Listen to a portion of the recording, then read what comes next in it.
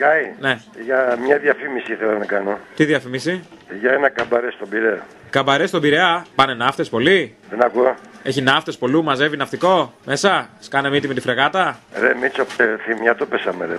Πώς? Σε θυμιατό είσαι τι είσαι εσύ. Θυμιατό. Ανιστήρησε. Εξαπτέρυγο. Μίτσο, πάνω σε θυμιατό πέσαμε. Μπορεί να μου δώσει κανένα να μιλήσει σοβαρά. Ο Μίτσος ποιος είναι ο ναύτης? Μαλάκα, μπορεί να μου δώσει κανένα να μιλήσει σοβαρά. Τι γνώμη έχετε για τον Τζαρούχη? Να σου πω, με ξέρει εμένα και μου κάνει πλάκα. Ποιος είσαι, ο Τάκης ο Μενεξές? Ξέρει ότι άμα θα έρθω εγώ από εκεί. Για πες. Και σε ευρώ. Ναι. Θα σου γεμίσω τον κόλλο λιπηδιές, το ξέρεις. Λεπιδιές.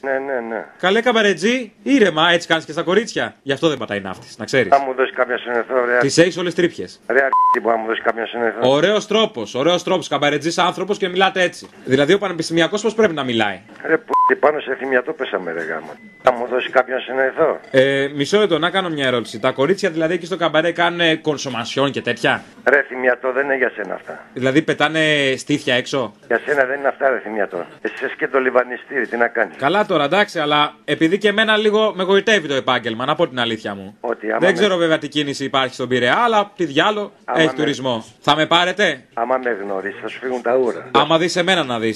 Λοιπόν, κάνω χορευτικό πολύ καλό και στο τραπέζι. Ρε και γάμισε, θα μου δώσει κάποιον συνεθρό. Την πάω την κολόνα σε ένα λεπτό 3 φορές πάνω κάτω. Μαλάκα, θα μου δώσει κάποιον συνεθρό. Και χωρίς δεκάπατο και με δεκάπατο. Να ξέρεις. Ρε Μίτσο, πάνω σε θυμιατό πέσαμε, ρε. Το θυμιατό τι είναι? Που βάζουμε το καρβουνάκι? Άντε και γάμισε το σπίτι σου, γάμισε. Πάντως τέτοια γλώσσα από καμπαρετζή δεν την περίμενα.